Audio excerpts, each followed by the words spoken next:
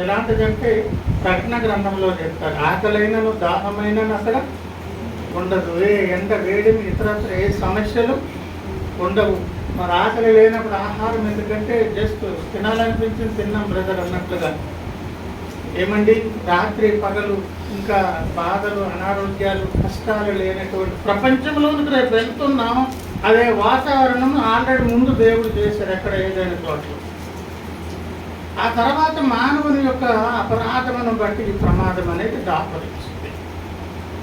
అలా దాపరించినటువంటి సందర్భంలో అనుకోకుండా ఆదామా నీవు ఎక్కడ అంటే పరుగున వచ్చిన ఆయన నేను ముందంటే నేను ముందని ఒకరి తర్వాత ఒకరు పరుగున వచ్చేటటువంటి ఆదామవరు ఎప్పుడెప్పుడా నా దేవుడు వస్తారని ఎదురు చూస్తూ కళ్ళు కాయగాసినట్లు ఎదురు చూస్తున్నటువంటి వారు మనిషి తుప్పలు మనిషి ఒక చెట్లు పొదల కింద దాక్కున్నారు. ఎక్కడ ఆదామా నువ్వు అన్నప్పుడు నీ స్వరమును వినినప్పుడు నేను భయపడి దాగుకుంటుని అని భయపడవలసిన పరిస్థితి నీకెందుకు వచ్చింది? అక్కడ ఉన్నటువంటి సందర్భము ఒకవేళ మనము గమనించినట్లయితే ఆది కాండము ఏమండి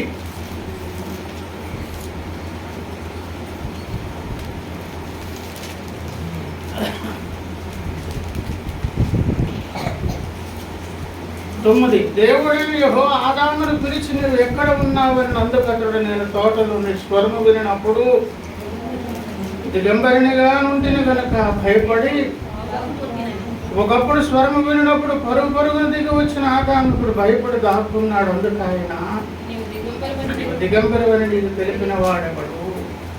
నీవు తినకూడదని నేను నీకు ఆజ్ఞాపించిన వృక్ష ఫలములు తింటివా? ప్రభునందు ప్రియులారా, భయపడ్డానంటున్నాడు. అంతేకాకుండా అడిగిన దానికి కాకుండా వేరే జవాబులు ఇస్తున్నారు. ఒక ప్రశ్న తర్వాత రెండో ప్రశ్న సంధించారు దేవుడు.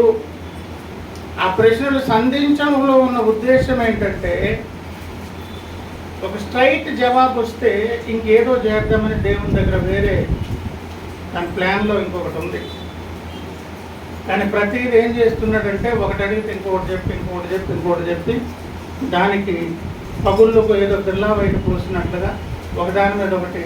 అందుకే ఒక తప్పు చేస్తే దాన్ని కప్పడానికి ఇంకా మరి 100 తప్పులు చేయాలని లోకంలో సాగుతున్నది కదా. ఆ వ్యవహారం కూడా అక్కడే స్టార్ట్ అయింది. కనుక భయం అనే ఒక కొత్త ఎమోషన్ అనేది, భావోద్రేకం అనేది ఎవరిలో ప్రారంభమైంది? మన ప్రథమ తల్లిదండ్రులలో. అది దాన్ని ఆయుధముగా చేసుకొని అంబుల పోరులో పెట్టుకున్నాడు ఎవడు? దుష్టుడు. ఇది వారి మీద కొందరి మీద కాదు, ప్రతి వారి మీదే ఇది ప్రయోగిస్తూనే ఉంటాడు. దుష్టుడు ఇది అందరి మీద ప్రయోగిస్తాడు, ప్రతి వారి మీద కూడా. ఏమండి, ప్రతి ఒక్కరు అసలు భయపడినటువంటి సందర్భమే ఉండదు. ఒకవేళ భయం అంటే ఏంటో నాకు తెలియదు, అదేమైనా లిక్విడా, వాయువా, లేక ఘన పదార్థమా, ద్రవ పదార్థమా, వాయు పదార్థమా? డైలాగులు చెప్పుకోవడానికి బాగుంటుంది. కానీ భయపడినోడు లేడు, భయపడకుండా ఉండే పరిస్థితే ఉండదండి. అది మనకు దాపురించినటువంటి ఒక ప్రమాదకర పరిస్థితి. ప్రియులారా, ఈ భయపడడం అనేది ఉన్నది కనుక, ప్రతి వారి మీద ఈ దాడి ఉన్నది కనుకనే దేవుడు ఒక పని చేశారు. ఎవరో భక్తుడు ఎన్నిసార్లు భయపడొద్దని దేవుడు అన్నారా అని ఒకసారి చెక్ చేసి లెక్క వేశారంట. మరి ఆయన లెక్కల్లో ఆయన 360 సార్లు ఉన్నదని చెప్పి, సంవత్సరానికి 360 దినాలు కనుక సంవత్సరాది మొదలుకొని అంతం వరకు ప్రతిరోజు దేవుడు మనతో ఏం మాట్లాడుతున్నారంట, మనకు ఆ వాక్యం ద్వారా సహాయం చేయడం కొరకు ఈ మాట ఎంతైనా ఉపకరిస్తుంది, మంచిదే. కానీ వాడు ప్రతినిత్యము భయపెడుతుంటాడు. ప్రతినిత్యము మనము ధైర్యం పొందవలసిన అవసరత ఉన్నది. భయపడే పరిస్థితి ఏదో అరకొరగా కొద్ది మందికో వారికో కాదు. లింగభేదం, వయోభేదం, ఇతరత్ర ఏ భేదాలు లేవు, ఏ సందర్భాలకు అవకాశం లేదు. ప్రతి వాడిని భయపెట్టడం అనేది వాడికి ఉన్నటువంటి విధానము, అది ఒక సాధనంగా వాడు ఆడుకుంటున్నాడు. ఆ కారణం చేతనే బైబిల్ గ్రంథములు ఎన్నో మారులు. ఉదాహరణకు 1-2 విషయాలు చూస్తే యెషయా ప్రవక్త గ్రంథము 41వ అధ్యాయము 9 నుంచి నేను చదువుతున్నాను, వినండి. భూ దిగంతముల నుండి నేను పట్టుకొని దాని కొనల నుండి పిలుచుకొనిన వాడా అని యాకోబును పిలుస్తూ ఉన్నాడు. యాకోబుకున్నటువంటి ప్రజెంటేషన్స్లో ఇది ఒకటి. యాకోబులమై ఉన్నటువంటి నీకు నాకు పిలిచేటటువంటి పిలుపులలో మనల గురించి మనం ఎవరమో తెలియజేసే అనేక విషయాలు ఇది ఒకటి. ఎక్కడి నుంచి పిలిచారంట? గోదిలంతముల నుండి నేను పట్టుకొని దాని కొనల నుండి పిలుచుకొనిన. అంటే దాదాపు వదిలేస్తే జారిపోయి ఎక్కడికి పోతారు చెప్పండి? దాదాపు ఆయన చేయి పట్టుకోకపోతే, దాదాపు దేవుడు పట్టించుకోవడం అని మానేస్తే మానవ జాతి పరిస్థితి ఏంటి చెప్పండి? అప్పుడు ఆదాము చేయి దేవుడు పట్టుకున్నాడు. దేవుడు స్తోత్రం.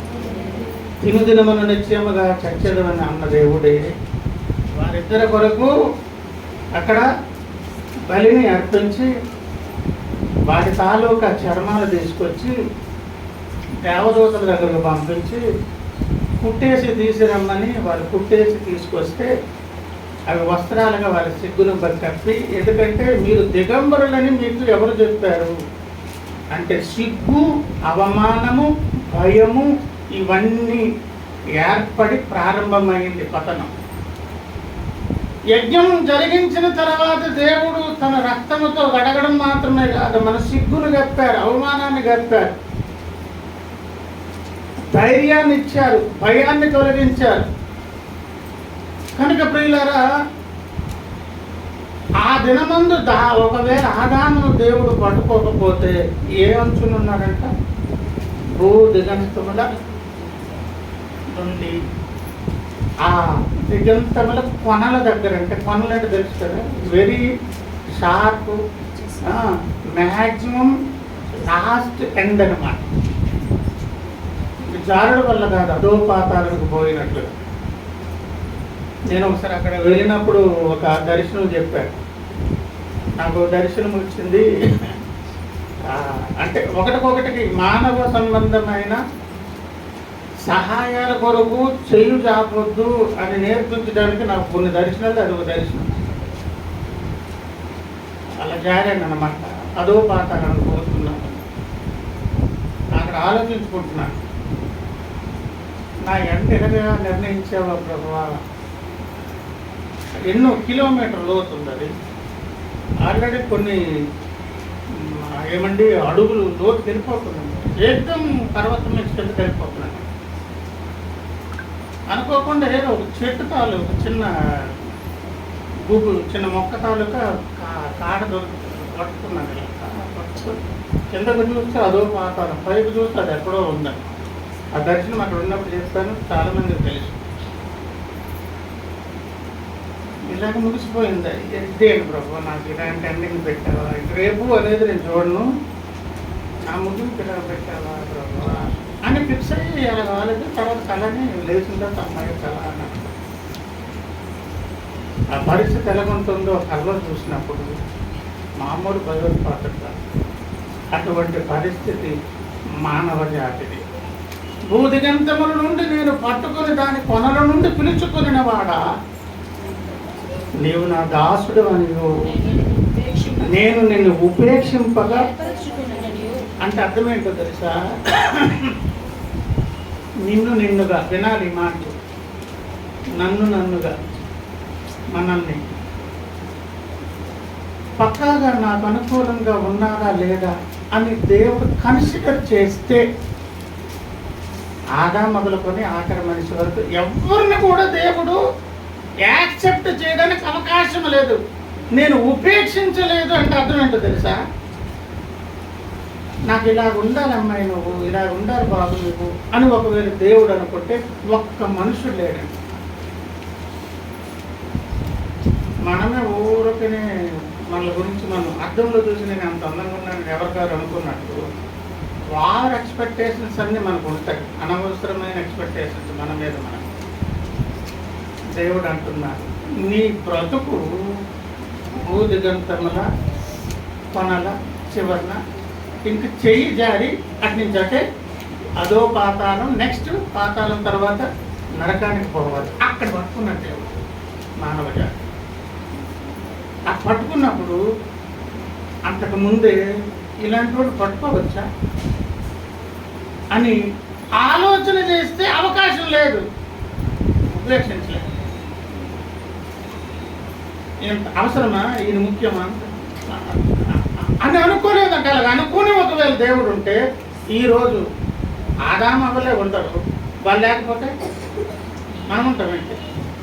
అసలు మానవ జాతి లేదండి, ఏదో కొత్త సృష్టి దేవుడు చేసుకునేవారు. మనం ఈ స్పృహతో ఈరోజు ఇలా కూర్చుని ప్రసంగాలు వినేది, ఈ జీవితం అనుభవించేది. ఈ వేగ మొదలెస్తే ఆల్రెడీ వండి వచ్చాము, ఆదివారం హాలిడే ఏదో వేడిగా కారంగా వండుకున్నాం అనేది ఇవే ఉండవు. అసలు అన్నీ మర్చిపోయేవాళ్ళు. అసలే మనం ఉనికిలోని ఎగ్జిస్టెన్స్లోనే ఉండేవాళ్ళు కాదు. ఉపేక్షించక ఏర్పరచుకుంటున్నా, నేను నీతో చెప్పి ఉన్నాను, నీకు తోడై ఉన్నాను. ఎవరికంట? అట్టుగోలు ఉండేవాళ్ళకి, అపనమ్మకస్తులకి, ఒకటడిగితే ఒక జవాబు చెప్పిన వాళ్ళకి, వీళ్ళని నమ్మి ఏ మంచి పని చేయడానికి కూడా వీళ్ళని నమ్మడానికి అవకాశం లేని వారికి, ఊహలలోని తలంపు ఎల్లప్పుడూ కేవలము మంచిదే చెడ్డదా అని ఎరిగి ఉన్నప్పుడు ఇంకేం పట్టించుకోకుండా ఇన్ని వాగ్దానాలు చేసి భయపడకము, నేను నీ దేవుడినై ఉన్నాను, దిగులు పడకము, నేను నిన్ను బలపడుతున్నాను, నీకు సహాయం చేయవాడును నేనే, నీతి అను నా దక్షిణ హస్తముతో నిన్ను. ఇన్ని వాగ్దానాలు ఇంకా అవన్నీ చదవండి. ఇవన్నీ ఎవరికంట? మంచోళ్ళు కాదు, లోబడేవారు కాదు, నమ్మకస్తులు కాదు, నీకు నాకు. మనం ఎక్కడి నుంచి పట్టుకుని దేవుని చేత కాపాడబడ్డాము, ఎటువంటి పరిస్థితుల్లో మనం ఎవరము అనేది పెద్దగా కన్సిడర్ చేయకుండా, ఏదో నేనే తిప్పలు పడతానులే, ఏదో చేసుకుంటాను, ఇంకా కంప్లీట్గా నాశనమై పడి చెడి నరకానికి పోవాలి, ఏదో చేద్దాం అని మన మీద ప్రత్యేక దృష్టి శ్రద్ధ పెట్టి నిన్ను నన్ను అక్కడి నుంచి పట్టుకొని వచ్చి మాట్లాడితే అడుగడుగున్నా భయపడొద్దు, దిగుపడద్దు, భయపడొద్దు. 43వ అధ్యాయం మొదటి నుంచి. అయితే యాకోబు నిన్ను సృజించిన వాడకు యెహోవా, ఇశ్రాయేలు నిన్ను నిర్మించిన వాడు ఇలాగూ సృష్టించినప్పుడు నీ ప్రారంభము యాకోబే. నీ మీద భరోసా పెట్టుకున్నాను కదా, నీవెవరవో అనేది ప్రక్కన పెట్టి నీ చేయిని పట్టుకున్నాను కదా, రక్షణ దినం మొదలుకొని ఇప్పుడు నిర్మించేవానిగా మారిపోయే నిర్మాణకుడుగా. సృష్టికర్త ఇప్పుడు నీ మీద నా మీద ఏం పని చేస్తున్నారు? నిర్మాణాత్మకమైనటువంటి పని. సృష్టి ప్రారంభించినప్పుడు ఈ రాయికున్న పేరేంటి? అక్కడే ఉన్నదమ్మా, ఏం పేరు? అయితే అది మొదటి పేరు. అప్పుడు ఒక శిలగా, ఒక రాయిగా దేవుని చేతులకు దొరికింది. ఈ రూపురేఖ లేని రాయి, మాట విని రాయి, తిరుగుబాటు చేసే రాయి, ఏ ప్రయోజనం లేని రాయి, ఎందుకు తీసాడు పారేసి లేకుండును గాక అంటే అది శూన్యంలో కలిసిపోతుంది, అది ఉండనే ఉండదు. కానీ చేయి పట్టుకొని తర్వాత అన్నారు ఏమని? భయపడకుము, పెట్టి నిన్ను పిలుచుకున్నాను. ఉండమ్మా. అయితే యాకోబు అని పిలిచి నేనెవరిని? సృష్టికర్తలు. మళ్ళీ మన పేరు మార్చారు, ఇశ్రాయేలు. నిర్మాణ కార్యక్రమం మళ్ళీ మొదలు. ఆయన మన మీద ఇప్పుడు ఏం పని చేస్తున్నారు? కోల్పోయినటువంటి నిర్మాణాన్ని, ఆ సౌందర్యాన్ని, ఆ దైవత్వాన్ని, ఆ నిర్మాణ. అప్పుడు మళ్ళీ ఏం పేరు వచ్చింది?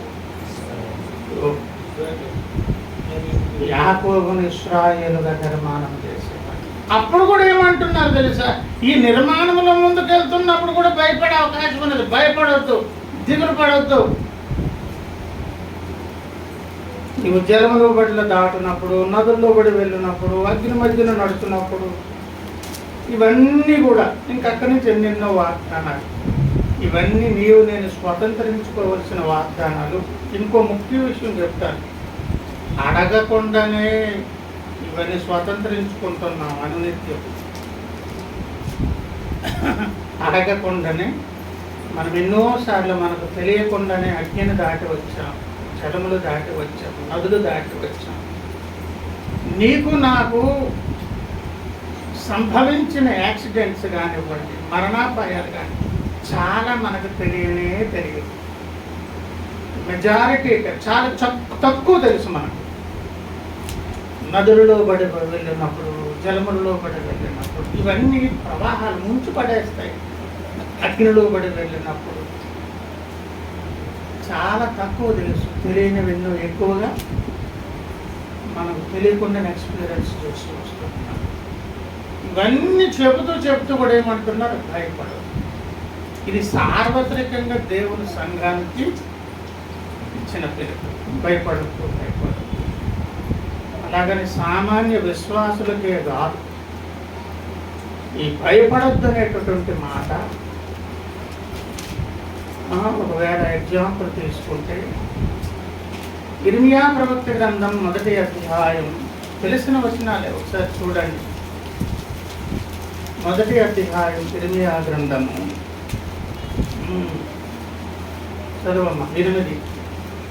వారికి భయపడకుము, ఈ వారు అనేది మళ్ళీ ఎక్కడికి వెళ్ళిపోవాలి మనము? దేవుడు సృష్టి చేస్తూ సంఘాన్ని కడుతూ ఉంటే, దుష్టుడు కూడా ఒక నిర్మాణం చేసి వాడెవరు తయారు చేస్తున్నాడు? మనుషుల రూపంలో ఉన్నటువంటి క్రూరమైన తోడేళ్లను తయారు చేస్తున్నాడు. అది తరమి ఏ తరమైన, ఏ కాలమైన అటువంటి మానవ రూపములు ఉన్న తోడేళ్ళ మధ్య సంఘం నిర్మాణం అవుతుంది. వారికి నిన్ను విడిపించుటకు నేను నీకు తోడై ఉన్నాను. ఇదే పదండి. ఈయనెవరండి? దేవుడు ఏర్పరుచుకున్న ప్రవక్త. చాలాసార్లు అనుకుంటాం, మనం వేరండి, పాత్రలు వేరండి, మనం వేరండి, ప్రవక్త వేరండి. బాబు, భయపెట్టేవాడు వాళ్ళు వీళ్ళేం వ్యత్యాసం లేదు. యెహెజ్కేలు ప్రవక్త గ్రంథం 2వ అధ్యాయము 5, 6 వచన భాగాలు. నరపుత్రుడా, నీవు బ్రహ్మదండి చెట్లలోనూ ముళ్ళ తొట్టెలోనూ తిరుగుచున్నావు. ఎలాగుంటే బ్రహ్మదండి చెట్లు తెలుసా మీకు? ఏమండి, పచ్చిగా గ్రీనిష్గా ఉండి అలా పైకి పెరిగి కంప్లీట్గా ముళ్ళు ఉండి ఆ మధ్యలో నోరు పెట్టి మేకలు తింటాయి, దాని గుజ్జు తింటాయి. ఇంతెంత పొడుగు ఉంటాయండి ఆ ముళ్ళు. మరి అదన్నీ ఏం టేస్ట్ ఉంటుందో కానీ మేకలు తింటుంటాయి. ఒకసారి పువ్వసు ఉండడం అనిపించింది నాకు. ఎందుకో నేను ప్రయోగాలు నేను అంత టేస్ట్గా అది ఎందుకు తింటుంది ఒకసారి తీసి, ఏదది చేదుగా ఉండేది ఏంటది మన ఇళ్ళ ముందు వేసుకుంటాం. కలపంలో ఉండారు ఒకసారి. ఎలాగుందంటే ఎలాగ ఆనపగా ఎలాగుంది ఏమండి, అది కూడా అనుకున్నాను. ఇప్పుడు ఇక్కడ ఎక్కడ కనిపిస్తే కోసి వద్దుదాం. మొండ్ల తప్పులు ఎలా ఉంటాయి? సరే, ఉన్నవన్నీ బ్రహ్మదండి చెట్లు, ముళ్ళ తుప్పలంట. నెక్స్ట్ ఏంటది? తేళ్ల మధ్య ఇవేమో కనిపించవు. ఇది పాట వేస్తే 24 hours ఉంటుంది. తేళ్ళలో రకాలు ఉన్నాయి. కొండ తేళ్ళు, అడవి తేళ్ళు. కొన్ని తేళ్ళు విషం చాలా ఎక్కువ, దాదాపుగా పాముకున్నంత విషం ఉంటుంది కొన్నిట్లు. అందుకే మీరు ఎప్పుడు జయగ్రహ ఛానల్ చూడండి, పాము గారు ఎలా తలెక్కితే ఇది కూడా కొండ వెళ్తే ఇలా చూస్తారు. వెళ్తాను అందు వెనక్కి టీ అంటే దాని ధైర్యం ఏంటంటే, నాకేమన్నది పెద్ద కొండ ఉన్నది పుడుస్తారు. మనమే కొంచెం తెలివి ఎక్కువ కనుక చాలా వెళుతూ ఎందుకు వచ్చిందని వాడు తిట్టుకున్నా సరే సైడ్ అయిపోయి వెళ్ళిపోతాం. ఆ జంతువులు అలా ఉండవు. అది అంత ఉంది రివర్ సైడ్, ఇది కూడా ఇంత ఉంది, ఇలాగ ఉంటుంది. అవన్నీ తొప్పలు, ముల తొప్పలు, బ్రహ్మదండి చెట్లు, వీటిని వెతుక్కునే లేవు. కాలు ఎక్కడ వేస్తామో తెలియదు, కానీ ఆ కాలు కింద అవే పక్కన ఏముంటాయంట. అది ప్రపంచం అని ప్రవక్తతో చెప్పి ప్రవక్తతో అంటున్నారు. ఏమని చెప్పనా, అయినను ఆ జనులకు భయపడకుము, వారి మాటలకు భయపడకుము, వారి తిరుగుబాటు చేయవారు. అంటే ప్రియులారా, ప్రవక్తులు లాంటి వారు సహితము ఒక మాట స్లిప్ అయితే మాటలకు భయపడకు, వారి చర్యలకు అడుగు వేస్తే ఈ అడుగు ఎందుకు వేసామంటే దానికి ఒక రీజన్ ఇచ్చుకోవాలి, అంటే సొల్యూషన్ చెప్పాలన్నమాట. ఒక మాట, ఒక అడుగు వేస్తే, ఒక ముందుకెళ్తే, ఒక అభిప్రాయం తీసుకుంటే, ఒక తుమ్మితే, దగ్గితే, ప్రతిదానికి ప్రశ్నల వర్షం ఈ లోకంలో ఉన్నది. ప్రశ్నించేవారు మంచోళ్ళు, న్యాయంగా జవాబు చెప్తే విధేయులు అయ్యేవారు, సరేలే అని మార్చుకునేవారు కాదు. వాళ్ళు ఎవరు చెప్పండి? బ్రహ్మదండ చెట్లు, ముళ్ళ తొప్పలు, నీళ్ళు తప్పునందుకుంటారు. ఈయనెవరు? ప్రవక్త. యెషయా గ్రంథంలో చదువుకున్నాం సార్వత్రిక సంఘానికి. ఇర్మీయాలు ప్రవక్త, యెహెజ్కేలు ప్రవక్త. 1:8 యెహోషువ గ్రంథం. అదెవరు? భయపడకు, దిగులు పడకు, నిబ్బరమ కలిగి ఉండము, మోషేకు తోడై ఉన్నట్లు నేను నీకు తోడై ఉంటాను వాగ్దానం యెహోషువకు చేశారు. ఈయనెవరు? ప్రవక్త తర్వాత ఆ అభిషేకాన్ని పుణుకుపుచ్చుకొని నెక్స్ట్ తరం స్థాయికి చెందినటువంటి ఇంకో ప్రవక్త. అంటే అందరికి కలిపి బైబిల్లో పదే పదే ఆ దైవజనుడు ఎవరు 360 సార్లు ఉన్నదని చెప్పినట్లుగా, ఎంతమంది, ఎన్ని కోట్ల మంది భూమి మీద 700+ క్రోర్స్ కలిగినటువంటి ప్రజలు కలిగినటువంటి ప్రపంచంలో ప్రతి వారితో దేవుడు మాట్లాడుతున్నారు. భయపడకు, భయపడ. ఎస్పెషల్లీ దేవుడు తన సంఘంతో మాట్లాడుతున్నాడు. ఈ భయపెట్టడం అనే ఒక ప్రధానమైన ఆయుధము చేత దుష్టుడు ఎవరి మీద దాడి చేస్తున్నారు? యావత్ మానవ జాతి మీద, మరి ముఖ్యంగా దేవుని సంఘం మీద. అందులోకి మినహాయింపు లేదు. అందరి మీద దాడి చేసి ఆ కారణాన్ని బట్టి వాడు వశపరుచుకుంటున్నాడు, భయపెడుతున్నాడు, ప్రమాదాన్ని తెచ్చబడుతున్నాడు కనుక పదే పదే దేవుడు అందరితో ఏం మాట్లాడుతున్నాడు? మన మూలవాక్యం అదే జరుగుతుంది. వారికి ఈ భయపడడం అనేది అన్ని సందర్భాలు ఉంటుంది.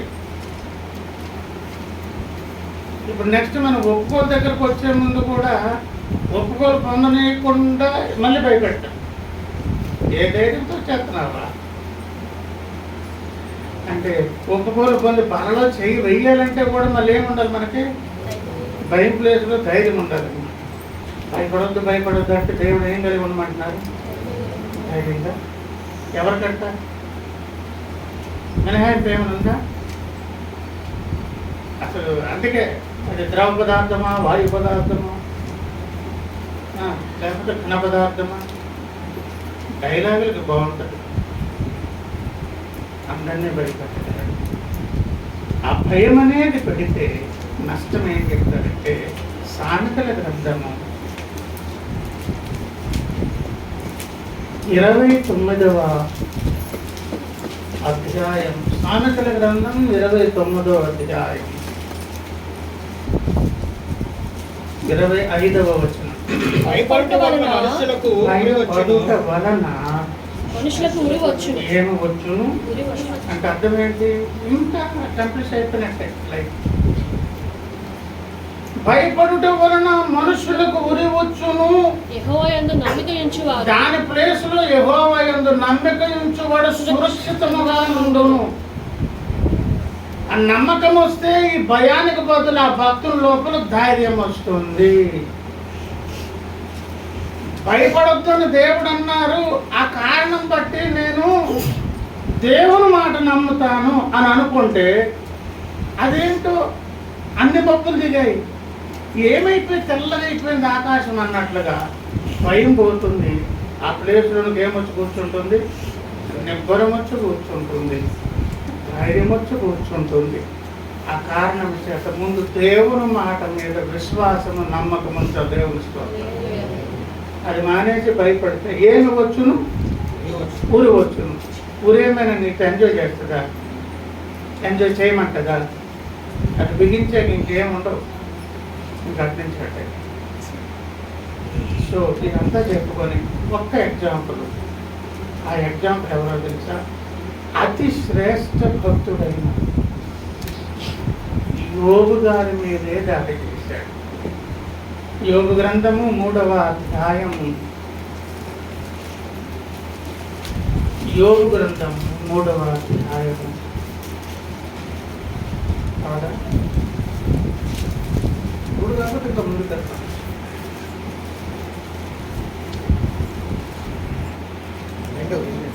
అయినా 2వ అధ్యాయమా, 2వ వచనమా?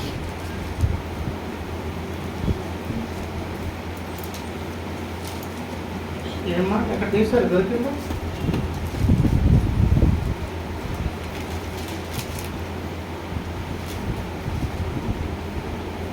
ప్రారంభంలో ఉంటా చూడండి అబ్బా.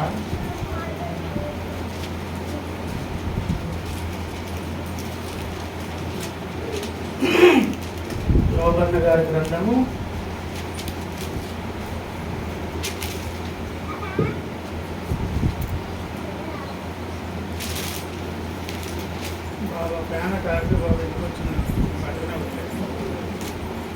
2000 తీసుకోండి.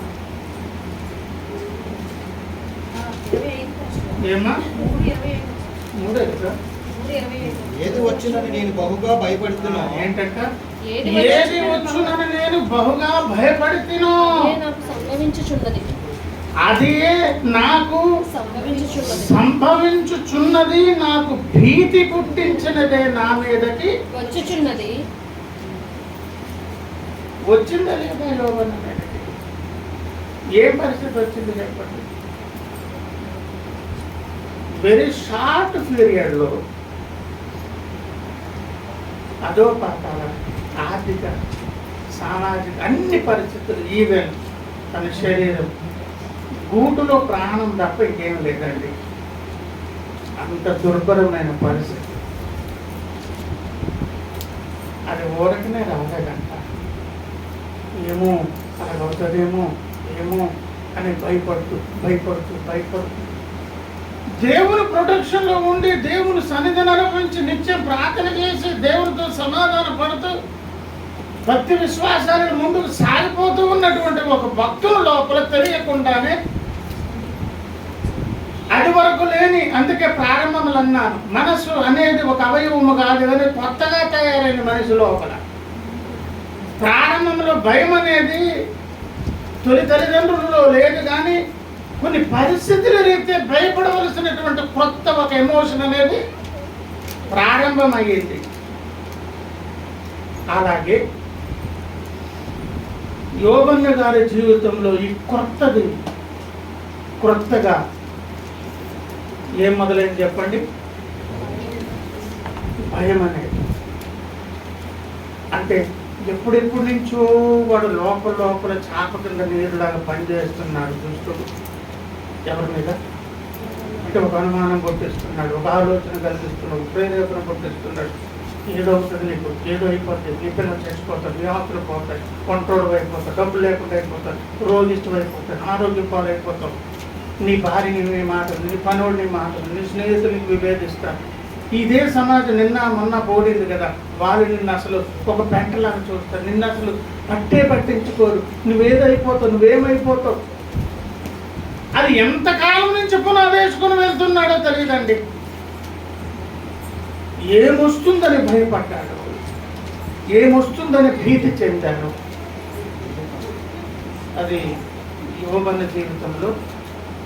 అంటే దుష్టుడు దగ్గరున్న ఆయుధాన్ని వాడు ఉపయోగిస్తే ఏ స్థాయికి చెందిన భక్తులనైనా వాడు పక్కా పట్టించుకొని దృష్టి పెడితే వాడు భయపెట్టకుండా ఉండినటువంటి భక్తుడు ఒకడు కూడా లేడండి. ఏదో విధంగా ఎక్కడో ఒక దగ్గర భయపెట్టాడు. ఆ అనుభవము దేవుడు దాటించిన తర్వాత అప్పుడు మనకు ఉపదేశం వారు చేయడం ప్రారంభించారు అనే ప్రమాదం ఉన్నది కనుకనే ప్రతినిత్యం ప్రతి భక్తునికి దేవుడు ఏం చెప్తున్నారు? ప్రవక్తలు మొదలుకొని, ప్రవక్తల శిష్యులు మొదలుకొని, తరువాయి తరాల ప్రవక్తలు మొదలుకొని, సామాన్య విశ్వాసులు మొదలుకొని ప్రతి వారికి దేవుడు ఏం చెప్తున్నారు? భయపడవద్దు, ఉరి వస్తుంది, నా మాట మీద విశ్వాసం ఉంచండి, సురక్షితంగా ధైర్యంగా మీరు బ్రతుకుతారు. ఏరి కోరి ఉరి మీరు తెచ్చుకుంటారు. మీరు అలా తెచ్చుకోకుండా ఉండాలంటే మీరు ఒక పని చేయండి. నేను కదా చెప్తున్నాను, నేను ఉన్నానని చెప్తున్నాను కదా, ధైర్యం తెచ్చుకోండి, భయపడొద్దు భయపడొద్దు అంటే అప్పుడు కొంతమంది భక్తులకి అర్థమైంది. దావీదు గారు ఎన్ని మార్లు అనలేదండి, ఇదిగో నా శత్రువులు నాకంటే మించిన వారు, బలము కలిగిన వారు, అమాంతం ఇంకేద్దామంటున్నారు, నిష్కారణ ద్వేషం ఉన్నది అని చెప్పి చెప్పి చెప్పి అదే భక్తులు ఇంకో మాట అన్నారు. ఏమన్నారు? 27వ కీర్తన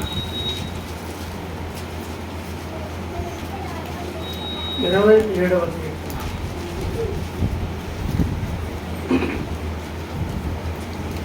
27వ కీర్తన యోగ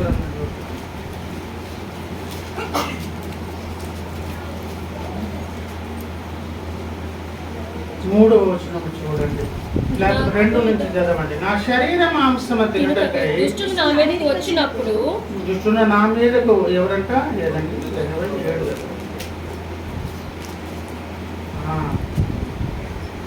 దుష్టులు నా మీదకు వచ్చినప్పుడు, నన్ను బాధించు శత్రువులు నా మీదకి నన్ను వచ్చినప్పుడు, బాధించు శత్రువులు నా మీదకు వారు రొట్టెలు కూలిరి. వారేమైపోయారు?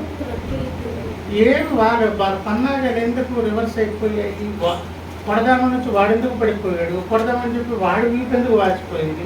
ఎవరినో కొడదామని వీడి ఒళ్ళంతా తట్లు ఎందుకు వచ్చాయి? అంత కిందకు వచ్చాయి చెప్పాడు.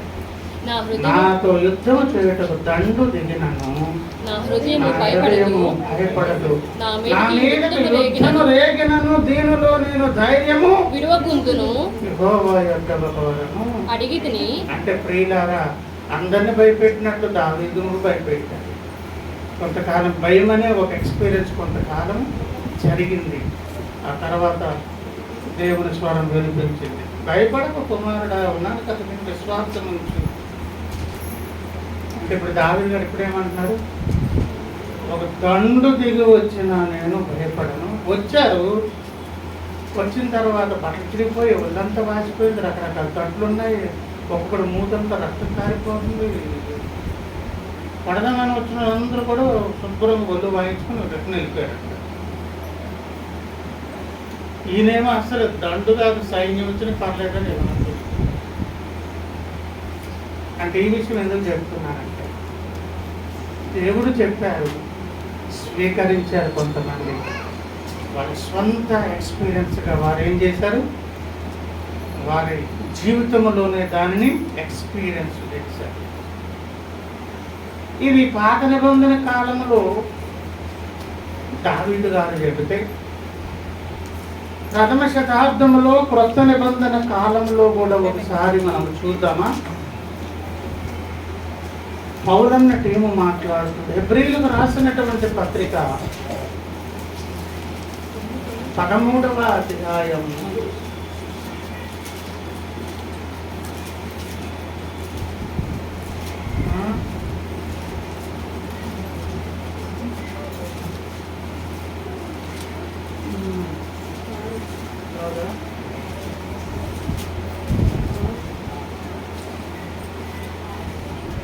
1 తల్లి ఒకరిని తొందర పెట్టండి.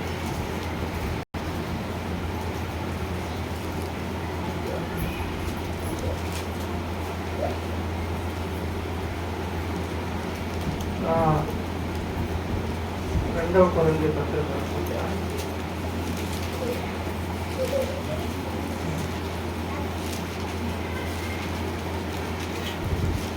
లేదంటే అపోస్తల కార్యాల దగ్గరకు వచ్చేయండి ఒకసారి, అది వెతుకుదాం. అపోస్తల కార్యములు 4వ అధ్యాయం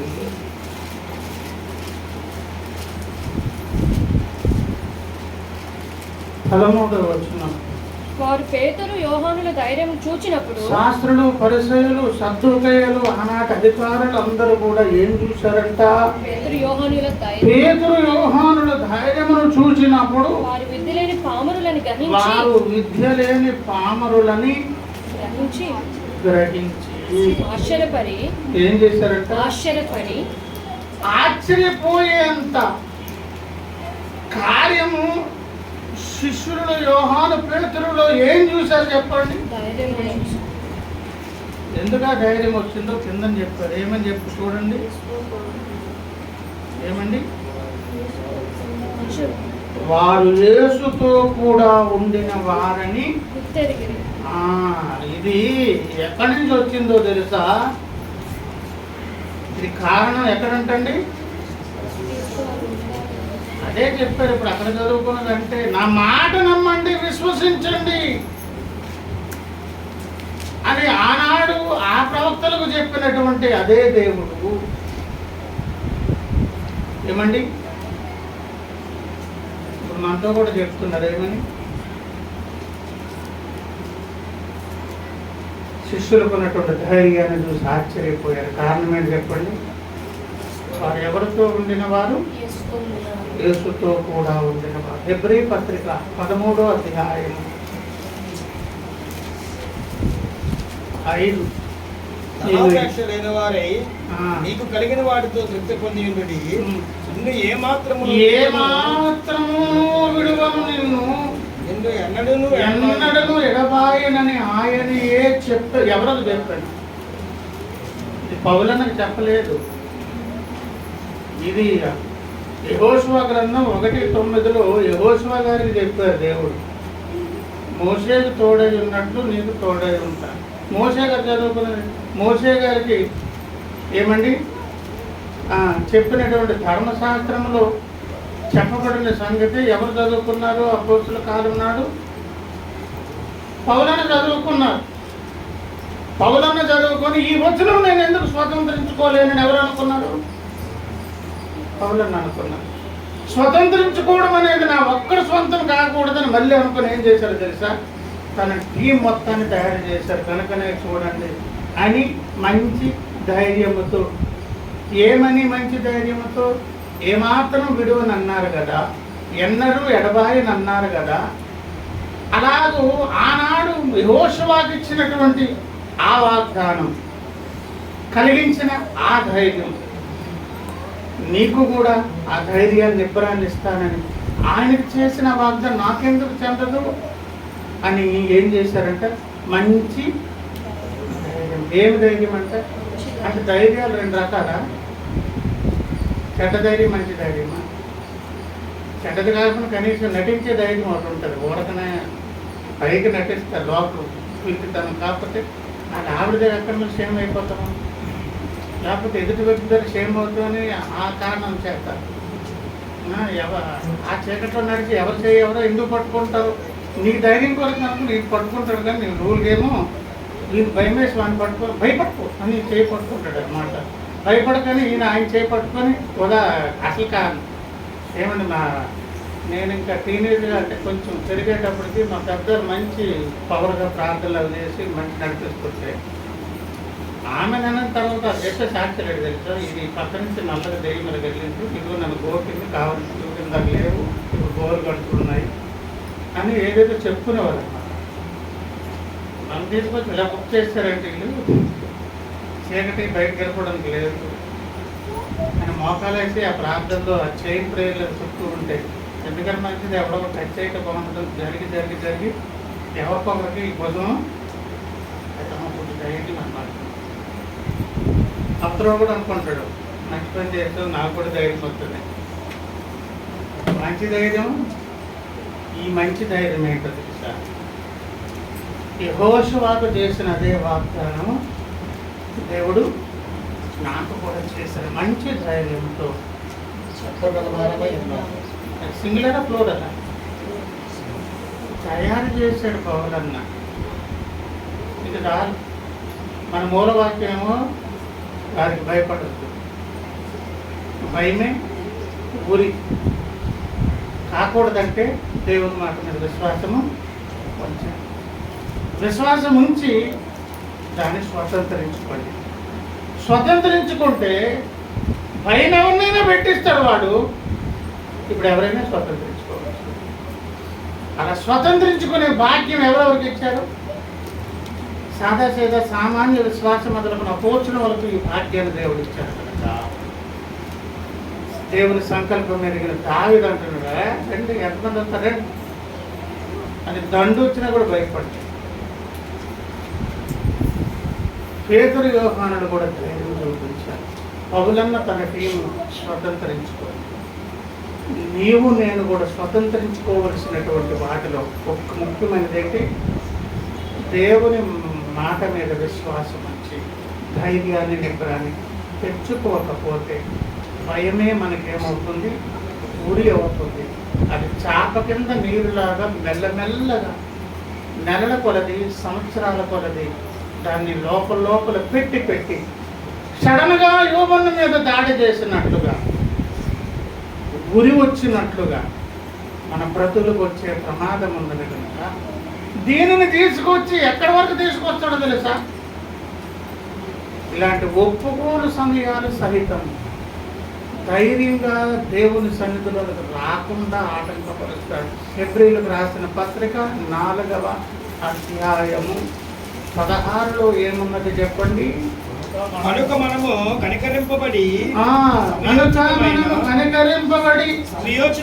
సమయోచితమైన సహాయము కొరకు కృప పొందినట్లు నువ్వు కృప పొందుకుని దేవుని చేత ఓకే చేయబడాలి, కడుగుబడి వెళ్ళాలి అంటే కూడా ఏం చేసి రావాలంట? ధైర్యంతో రండి కృపాసనం దగ్గరకు అంటే ఇంత దూరం వచ్చిన తర్వాత కూడా ఒప్పుకోలు దగ్గర ఆటంకపరుస్తాడు. ఇంత దగ్గరికి వచ్చి వాళ్ళెవరో చర్చ్ మిస్ అయ్యి యాబ్సెంట్ అయ్యి దేవుని పనిలో చేయవేయకుండా వెళ్ళిపోతూ ఉంటే ఇక్కడికి వచ్చిన తర్వాత కొంతమందిని ఏం చేస్తాడు? కొంతమంది తీసుకోరు. నాకు వచ్చి అడుగుతారు, అన్నీ వాళ్ళు తీసుకోవట్లేదంటే నన్ను ఏం చేయమంటావు అమ్మా? వాళ్ళు ధైర్యం చేసి తీసుకోవాలి. బలవంతంగా నేను ఇవ్వకూడదు. వాళ్ళకి ఏదో అనిపిస్తుంది అప్పటికే ఎక్కడ చేపెట్టేస్తాను అని భయపెట్టగా కొంతమంది ఏం చేస్తారు?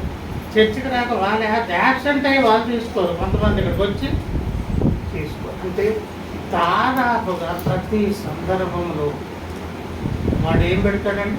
భయపెట్టి దేవుని ఆశీర్వాదాలకు దూరం. గనక మనము కనికరింపబడి సమయోచితమైన సహాయము కొరకు కృప పొందున్నట్లుగా కృపాసనము దగ్గరకు ఎట్లా రావాలి? ఏంట ధైర్యం?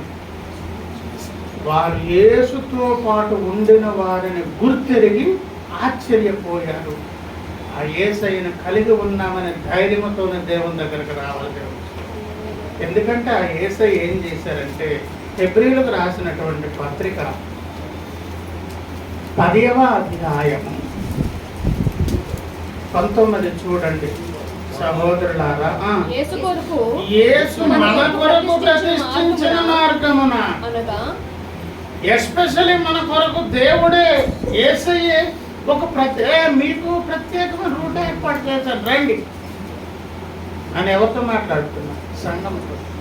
ఏంట క్రొత్త మార్గము అనగా నూతనమైనది జీవము గలదియు ఆయన శరీరమును తెర ద్వారా ఏర్పరచబడినదియునైన మార్గమున.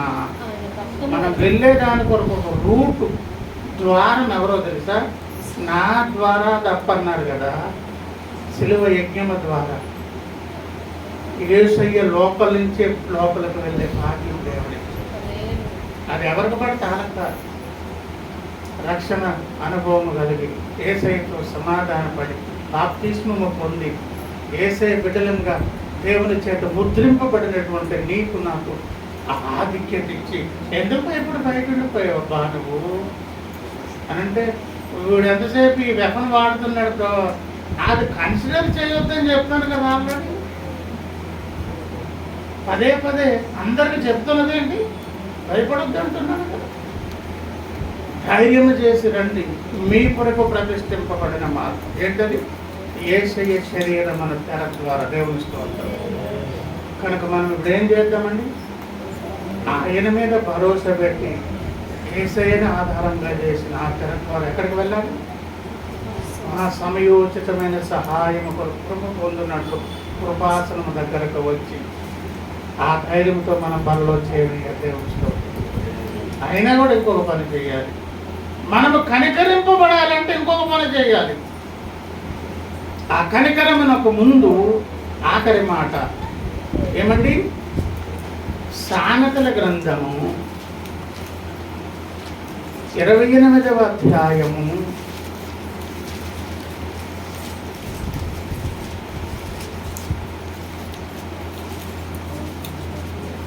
13.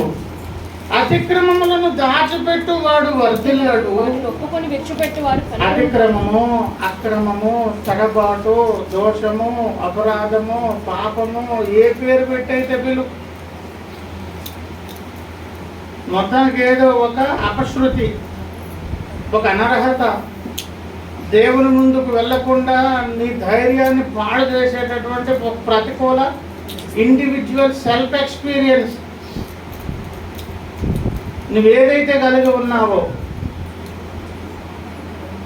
అక్రమమా, అతిక్రమమా, ఇంకొకట ఒప్పుకొని విడిచిపెట్టు. ఏమన్నారు? వాటిని ఒప్పుకొని విడిచిపెట్టువాడు కనికరము పొందును. ఏం పొందును? కనికరము. కనికరింపబడి కృపాసనము దగ్గరకు వెళ్ళాలంటే కనికరమునకు ముందు ఒప్పుకోవలసిన యథార్థంగా, అప్పుడు ధైర్యంగా ప్రవేశించే దాని కొరకు డోర్ అయితే ఉన్నది, డోర్ లోపల రాకముందు ఆయన కనికరించే విధంగా ఒక్కసారి ఏం చెక్ చేసుకోవాలి? ఈ వారపు దినాలు ఏదైనా అక్రమము, అతిక్రమము, దోషము, అపరాధం, తడబాటు, పొరపాటు, ఇంకితరత్ర ఏమైనా ఉన్నవా ఒక్కసారి చూసి ఒప్పుకోవాలి. విడిచిపెట్టే దాని కొరకు దేవుని సహాయాన్ని పొందుకోవాలి. అప్పుడు మనం దేవుని చేత ఏం చేయబడతాం? వచ్చే అని దేవుడు పిలుస్తాడు. అప్పుడు వెళ్ళే రూట్ మ్యాప్ ఏంటి? యేసయ్య శరీరం అనే ద్వారా ఏం దొరుకుతుంది? సమయోచితమైన దాని పేరేంటి? కృప. ఆ కృప పొందుకున్నటువంటి వారముగా ఆ కృప ద్వారా మనకేమిస్తారు? ఆయన జీవాన్ని దేవుని స్తోత్రం. జీవంలోని చేయవేద్దాం, దాని ముందు పరీక్షించుకుందాం. దేవుని పాదాలు పట్టుకుని 2 ప్రార్థన చేసుకుందాం.